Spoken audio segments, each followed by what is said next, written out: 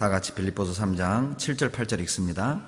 그러나 무엇이든지 내게 유익하던 것을 내가 그리스도를 위하여 다 해로 여길 뿐더러 또한 모든 것을 해로 여김은 내 주 그리스도 예수를 아는 지식이 가장 고상함을 인함이라. 내가 그를 위하여 모든 것을 잃어버리고 배설물로 여김은 그리스도를 얻고. 바울은 어떤 희생을 치러서라도 주님을 아는 데 힘을 썼고 원했어요. 왜요? 그 이유가 있죠. 7절에 자기가 전에 유익하게 여기던 모든 것을 다 버렸던 거예요. 꿈꾸던 걸 버렸습니다. 자기 계획을 버렸습니다. 유학까지 했고 부모가 투자까지 했지 않습니까? 뭘 기대하고 부모는 투자하고 아들을 유학시키고 바울은 부모를 떠나서 그 머나먼 타향에서 그 고생을 하며 공부를 했겠습니까? 당연히 이 땅에서 뭔가 이루고자 하는 목적과 계획과 꿈이 있지 않았겠어요? 그러나 예수 그리스도를 만난 뒤에 자기가 유익하게 여기던 모든 것을 버렸습니다. 기억하십시오. 죄를 버렸다고 하지 않았어요. 나쁜 습관을 버렸다고 하지 않았어요. 우리는 착각합니다. 죄를 버리고 나쁜 습관을 버리면 나는 다 한 것처럼 생각을 해요. 우리는 죄를 버리고 나쁜 습관을 버리면 주님을 올바로 쫓을 거라고 생각을 합니다. 경건하게 살 수 있을 거라고 생각을 해요. 그렇지 않아요. 한 가지를 더 버리셔야 됩니다. 내가 좋게 여기는 그것도 버려야 됩니다. 죄만을 버리고 나쁜 습관만을 버릴 게 아니라 내가 좋아하는 그것도 버려야 한다니까요. 죄처럼 보이지 않는 그것 말입니다. 선하게 보이는 그것 말이죠. 그것까지 바울은 버렸어요. 유익하게 여기던 것까지 다 버렸어요. 이유는 한 가지입니다. 8절이죠. 예수를 아는 지식이 가장 고상하다. 그것이 다른 번역에 이렇게 되어 있습니다. 예수를 아는 지식이 가장 가치 있기 때문이다. 가치 있는 것을 위하여 가치 없는 것을 포기하는 건 어리석은 게 아닙니다. 가치 있는 것을 위하여 가치 없는 것을 포기하는 건 진짜 올바른 선택이고 지혜로운 거예요. 가치 없는 것을 버릴 때 가치 있는 것을 얻을 수 있습니다. 어떤 희생을 치러서라도 주님을 알기를 원하고 어떤 희생을 치러서라도 주님을 아는데 모든 것을 투자하는 것은 가치 있는 일이죠. 그 가치를 안다면 우리 마음 자세가 달라질 거예요. 우리가 안다면, 그분이 어떤 분인 줄 안다면, 내가 받은 은혜가 어떤 것인지 안다면, 내 주변에 있는 형제자매들이 얼마나 소중한 분들이라는 사실을 안다면 우리는 그들을 대하는 자세가 달라질 것이고 마음이 바뀔 겁니다. 우리가 의뢰 것이라고 생각하는 구역 모임, 우리가 의뢰껏 듣는다고 생각하는 성경 아카데미, 우리가 의뢰껏 하는 거라고 하는 전도 집회가, 대집회가 얼마나 소중한 것인지 그 가치를 안다면 우리는 그것을 대하는 마음이 진짜 달라질 거예요. 어떤 희생도 치러서라도 어떤 것을 포기하고라도 우리는 그것을 얻기를 원할 겁니다. 모세는 그런 사람이었습니다. 모세는 어때요? 왕자의 자리도 거절했죠. 궁궐에서 잠시 죄악의 낙을 누리는 것보다 하나님의 백성과 고난받기를 더 즐겨했습니다. 그리스도를 위하여 능욕받는 것을 애굽의 모든 보화보다 더 크게 여겼다니까요. 왜요? 상 주심을 바라봅니다. 모세는 아는 사람이었습니다. 뭘 알았습니까? 하나님 앞에 섰을 때 얻을 상, 하나님 앞에 섰을 때 얻을 영광이 애굽에서 잠깐 누리는 왕자의 자리, 잠깐 걸치는 그 애굽의 보석보다 얼마나 가치 있는 것인지를 알았어요. 그 가치를 알았기 때문에 모세는 이 땅의 모든 것을 다 포기할 수 있었던 겁니다. 여러분, 왕자의 자리 포기할 수 있습니까? 이 땅의 금은 보화, 그 재물을 우리는 포기할 수 있습니까? 한 가지. 더 귀한 보석을 위해서가 아니라 더 좋은 자리를 얻으려고 이 땅의 자리를 포기하는 거, 그런 거 말고요. 고난받기 위해 포기했던 겁니다. 요거도 먹으려고 포기했다고 그렇게 돼 있어요. 히브리서 11장에. 모세가 더 좋은 직장을 위해서 덜 좋은 직장을 포기한 게 아닙니다. 더 많은 보화를 얻으려고 더 적은 보화를 포기했던 게 아니에요. 왕자의 자리를 포기하고 권세를 포기하고 남들이 부러워하는 그 모든 것들을 포기했던 것은 고난받기 위해서였습니다. 그리스도를 위하여 능욕받기 위해서였습니다. 고난받고 능욕받는 것이 그것이 영광이고 상이라는 것을 알았어요. 다이아몬드보다 더 빛나는 건 그리스도를 위하여 고난받는 것입니다. 그리스도를 위하여 능욕받는 것이죠. 실은 포기하는 그것이 우리에겐 고난이죠. 포기할 때 우리는 욕을 얻어먹습니다. 미쳤다는 얘기를 듣죠. 그것을 위해서 말입니다. 우리가 가치를 안다면 우리도 아브라함처럼 가장 사랑하는 걸 주님께 내어드릴 수 있어요. 히브리서 11장 보시죠. 히브리서 11장입니다.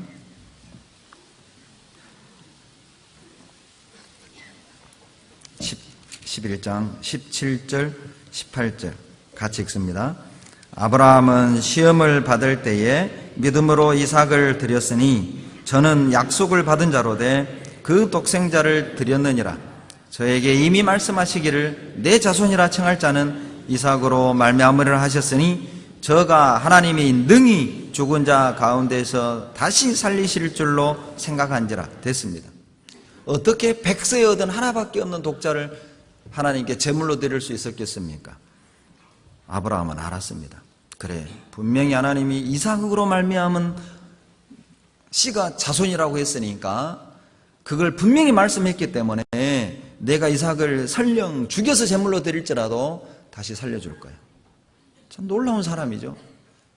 그래서 아브라함을 믿음의 조상이라고 하는 겁니다. 알았어요. 뭘 알았냐? 하나님은 내가 드리면 다시 주는 분임을 알았고 내가 죽인다면 하나님은 살려줄 걸 알았다니까요. 우리가 안다면, 하나님이 어떤 분인 줄 안다면, 하나님이 얼마나 나를 사랑하는 분인 줄 안다면 우리는 이삭도 드릴 수 있어요. 내가 그렇게 아깝게 생각하는 거, 내가 그렇게 손에 쥐고 있는 거 있지 않습니까? 그걸 놓아드릴 수 있어요. 주님을 섬기는데, 주님의 일을 하는데 실은 많은 것이 필요한 게 아닙니다. 우리가 경건하게 살고 주님께 귀하게 쓰임받는데 많은 것을 할 필요는 없습니다.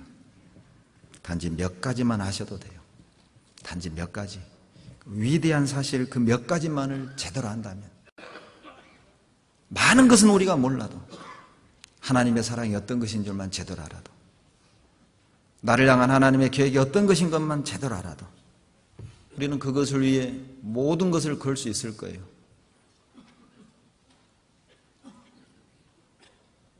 경건하게 사는데, 주님을 위해 사는데 많은 것을 할 필요는 없습니다.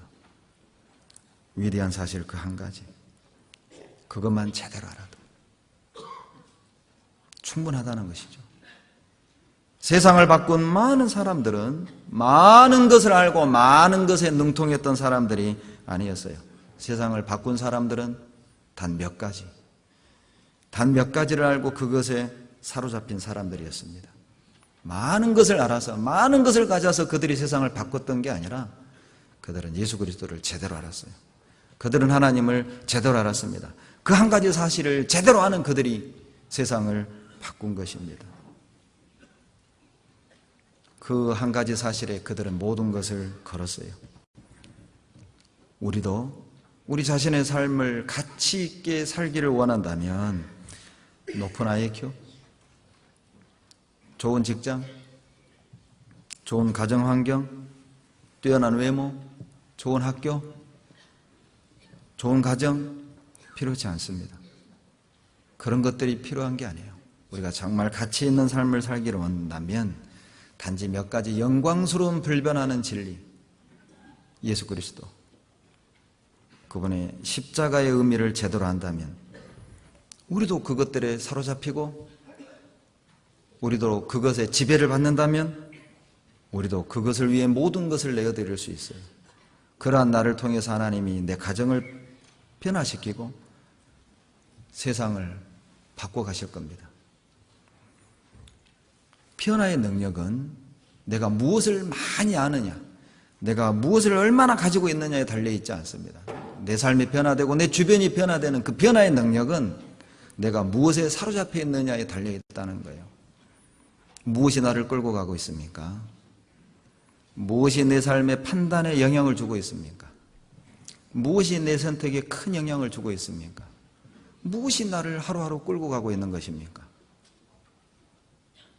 내가 무엇에 사로잡혀 있느냐, 내가 무엇에 붙들려 있느냐에 따라 우리는 변화될 수도 있고 그저 그런 삶을 살다가 그저 그런 모습으로 하나님을 만나게 될 거예요.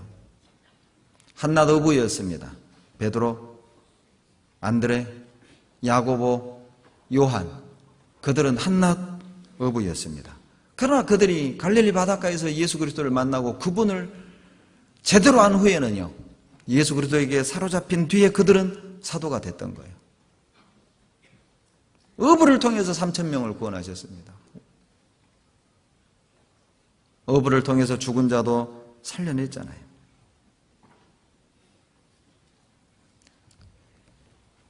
정상적인 신앙생활을 원한다면, 가치 있는 삶을 원한다면, 그리스도를 얻기 원한다면 포기할 준비를 하셔야 됩니다. 모세가 그러했던 것처럼, 아브라함이 이삭을 포기했던 것처럼 나도 뭔가를 내어드려야 되고 나도 무언가를 포기해야 됩니다. 그리스도인은 세 가지 준비가 되어 있어야 한다고 하죠. 떠날 준비, 버릴 준비, 죽을 준비. 그리스도인은 세 가지 준비를 해야 한답니다. 떠날 준비, 버릴 준비, 죽을 준비가 되어 있는 사람을 통해서 주님이 능력을 나타내시거든요. 주님의 영광을 알았다면 고린도 성도들은 결코 서로 소송을 하거나 서로 파당을 나누거나 바울을 대적하고 분쟁하지 않았을 거라는 거예요. 고린도전서 2장 9절로 돌아가 보시죠.